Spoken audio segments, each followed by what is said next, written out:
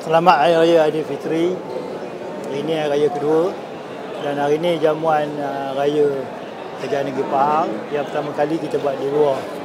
Daripada Kuantan kita pilih di Faedah Kini, di Dewan Datuk Syahbandar Faedah Kini. Saya ucapkan terima kasih di atas kehadiran semua penduduk Faedah yang hadir pada hari ini. Alhamdulillah. Dan saya juga menjunjung kasih di atas keberangkatan Ketua Duli Yang Mulia Paduka Baginda Tuanku Sultan Pahang, diiringi Tengku Mahkota Pahang dan juga Tengku Ampuan Pahang.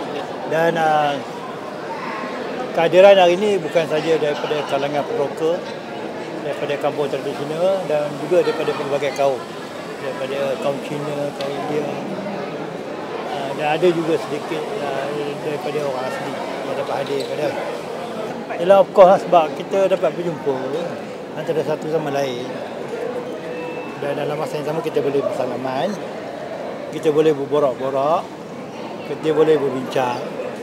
Kalau tidak kita bahan masing-masing lah, dalam Facebook, dalam WhatsApp, tapi ini secara bersemuka, berjumpa sambil makan dan sebagainya. Dan ini juga amalan kita di Pahang, ziarah menzarahi antara satu sama lain. Jadi saya ucapkan terima kasih kepada penduduk di Faedah sini yang turun bersama-sama dengan saya pada hari ini.